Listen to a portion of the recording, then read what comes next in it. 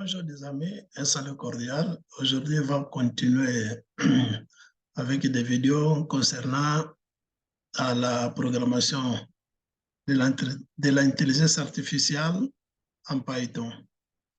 Des codes que nous continuons, qu'on a commencé, en fait, ils ne se réfèrent pas concrètement à l'intelligence comme telle, appliquée à, par exemple, à machine learning ou data visualisation. Mais on commence de façon générale, les programmes qui nous peuvent être utiles pour après spécifier les rames de l'intelligence artificielle où nous voulons programmer. En fait, ils nous donnent une idée générale. Donc, en fait, aujourd'hui, on va définir des fonctions qui prennent comme argument une liste, un conjoint ou un dictionnaire. Il doit trouver, par exemple, des valeurs maximales de cette liste ou une des valeurs maximales d'une liste et que s'il y a plusieurs valeurs dans une liste, par exemple, d'un conjoint ou d'un dictionnaire, on doit retourner à l'hasard une de cette valeur maximale-là. Donc, aussi, si nous avons une liste, il doit trouver comme argument, et aussi on va voir qu'on peut trouver l'indice maximal de l'élément avec la valeur maximale. L'indice d'élément avec la valeur maximale.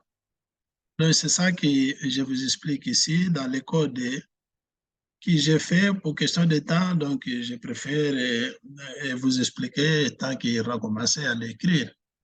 Donc, en fait, ici, j'ai défini une fonction que j'appelais argument maximal qui va prendre un générateur qui peut être une liste, comme je vous disais, un conjoint, un dictionnaire, et il va renvoyer la liste de toutes les valeurs maximales en fait.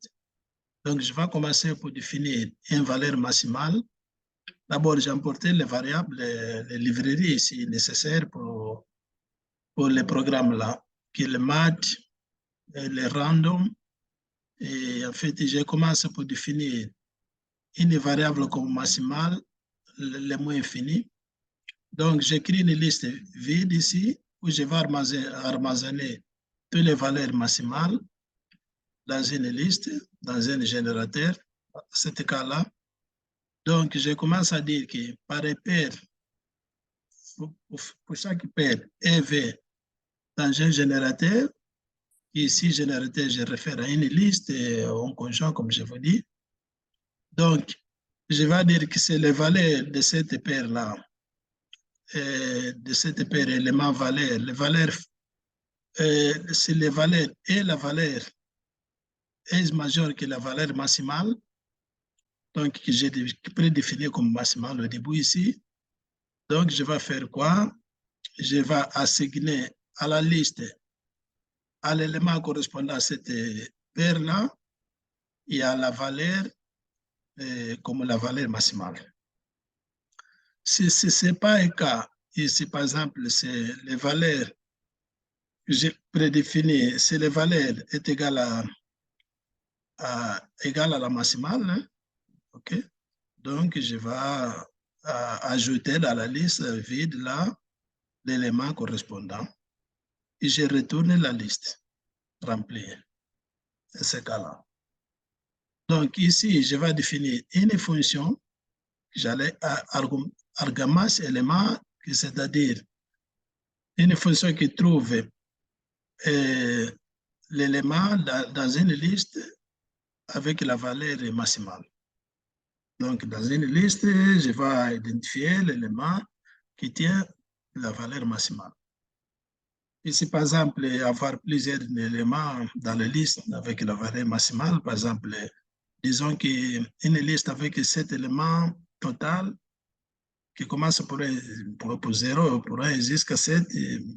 Si je dis 7, 7, 1, 2, 3, 4, 5, 6, 7, 7, 7, donc c'est 3 valeurs maximales. La 7, il va prendre 1 uniquement à hasard, un 7 uniquement.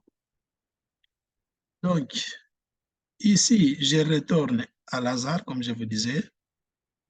Et à l'élément, j'utilise la librairie random et j'utilise ici comme argument à retourner cette valeur de la fonction-là comme argument à la valeur au début définie. Hein. Pourquoi? Pour que là, est définie la fonction-là, je l'ai fini ici, trouver une liste avec des valeurs maximales. Donc, ici, je dois retourner sur cette liste-là et choisir une valeur à hasard, ça va être plusieurs valeurs. Donc, ici, c'est, attention ici, je dois retourner la valeur, je rentre retourner la liste des valeurs maximales que j'avais obtenues dans la première fonction. Donc, ici, je définis une fonction liste, argument liste qui prend comme argument liste, pourquoi prendre comme argument une liste, et à cette liste-là, il doit me renvoyer l'indice de l'élément avec la valeur plus grande. Okay? Par exemple, si j'ai une liste de 1, 2, 3, 4 jusqu'à 5, il doit renvoyer l'indice 4. Parce qu'en Python, il commence par 0. Donc, 1, c'est l'indice 0, 2, c'est l'indice 1, et ainsi. 3, c'est l'indice 2, 4, c'est l'indice 3, et 5, c'est l'indice 4. Donc, il va me renvoyer le numéro 4. Ici, je vais définir. Donc, ici, j'appelle cette fonction-là, j'appelle, et ici, je mets comme argument la liste-là, que je vais trouver l'indice de la valeur maximale. À ce moment-là, on doit trouver l'indice correspondant à la numéro 55. À ce cas-là, c'est DEPC 0, 33, 1, D, 4. 0, 1, D, 3, 3. Donc, on doit trouver 3 pour cette liste-là. 3 qui est la valeur maximale de 55. Aussi, j'ai défini une autre fonction dite qui est comme objectif de trouver dans un dictionnaire les claves de la meilleure valeur, par exemple. Donc, de la même façon, je dois retourner. Pourquoi je retourne ici Xmal? Parce que depuis à la première fonction, depuis que j'ai défini la première fonction là, que j'ai retourné une liste, j'utilise une deuxième fonction ici, qui choisit un élément d'une liste avec une valeur maximale. Donc, cette fonction-là, je vais encore le retourner dedans les autres fonctions-là parce que j'ai choisi uniquement de trouver un élément. Donc, c'est la fonction dans les axes éléments qui est faculté, qui est les facultés de trouver un élément dans une liste, un élément avec une valeur maximale. Et à hasard, et aussi, c'est là plusieurs. Donc, c'est pour ça que ça aussi, je le dois le trouver, je le dois l'utiliser dans tous les deux fonctions-là. Parce que j'ai besoin d'un élément uniquement. Donc, ici, c'est argument, c'est l'élément qui doit me retourner dans cette liste-là uniquement et l'indice de la valeur de l'élément avec la valeur maximale. Et ainsi comme le dictionnaire ici, je dois utiliser encore le retourne cette fonction-là parce que je vais uniquement retourner un élément avec la valeur maximale. À ce moment ici, par exemple, je dois trouver 7. Donc, c'est tout. Il est bien, sans erreur. On va essayer de le compiler. Il va voir quel qui doit être le résultat. Donc, ici, on va compiler ça. Il nous donne quoi ici? Je ne sais pas si vous pouvez le voir bien ici. Ici, il nous donne 3 et 7 exactement.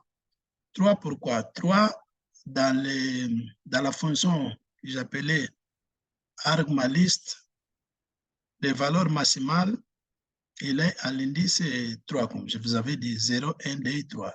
C'est 3. Donc l'autre là, 55, ça 7. Donc le résultat, c'est correct.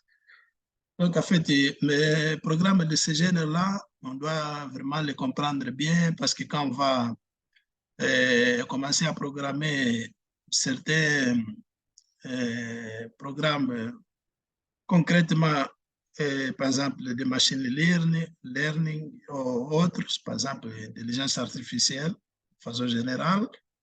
Donc, on doit vraiment comprendre les substitutions qu'on a fait ici, comment utiliser, comment nous avons utilisé des fonctions dans l'autre fonction, appeler, renvoyer une fonction et sur l'autre, et ici successivement. Comme ça, on peut être habile à programmer certains programmes qui nous est défiés avec un grand rigole. Donc, merci beaucoup. Je ne sais pas si je sais que vous me comprenez et je remercie beaucoup. Merci.